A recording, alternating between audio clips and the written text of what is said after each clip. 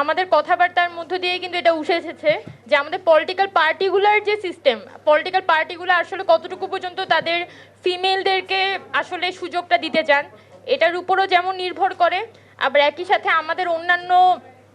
Sociological factor যেমন আছে যে যদি আপনার মানে যদি হচ্ছে আপনার নির্বাচনী কেন্দ্রের মধ্যে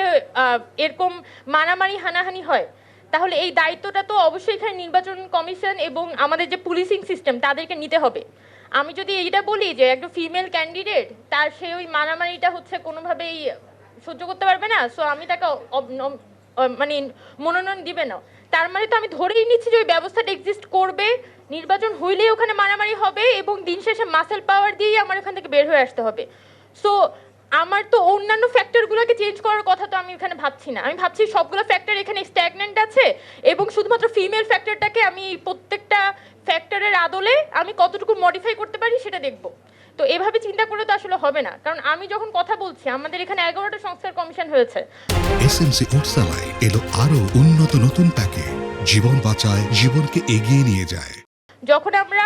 সংস্কারের কথা বলছি আমরা প্রত্যেকটা সংস্কার কমিশনের আদলেই বলছি যে এখানে প্রত্যেকটা জায়গাতেই কিন্তু প্রপার সংস্কারের দরকার আছে, সেই জায়গা থেকেই কিন্তু ফিমেলদের আসলে কতটুকু রিপ্রেজেন্টেশন হবে সেটা কিন্তু প্রত্যেকটা সংস্কারের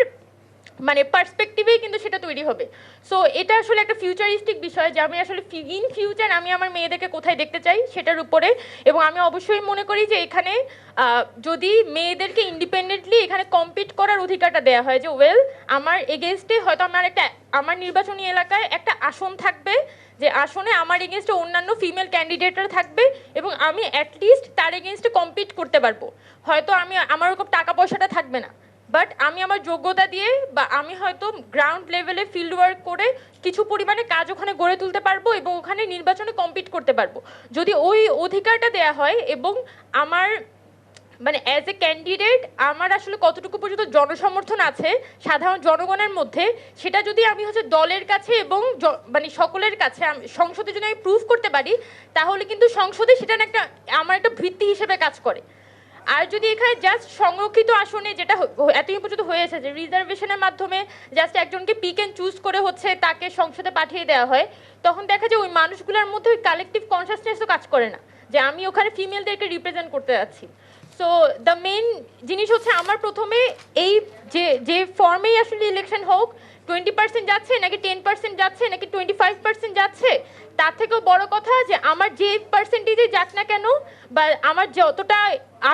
যতটা মানে এক্সট্রা আসন থাকুক না কেন, আমার এখানে ইলেকশনটা হতে হবে যাতে ফিমেলরা এমপাওয়ার্ড ফিল করে এবং তারা যাতে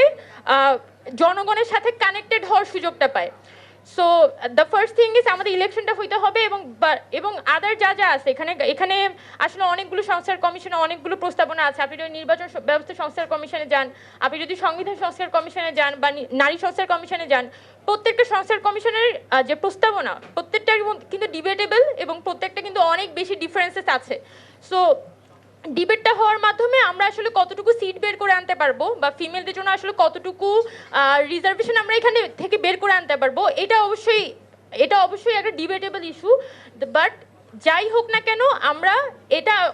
আমরা এই রিপ্রেজেন্টেশনটা অবশ্যই ভোটিং এর মাধ্যমে চাই, এটা যাতে আমরা সকলের মধ্যে একটা কনসেনসাসে আসতে পারি, তাহলে আমাদের জন্য ভবিষ্যতের মেয়েদের রিপ্রেজেন্টেশনের জন্য এই জার্নিটা আরো বেশি সুখকর হবে বলে মনে করি।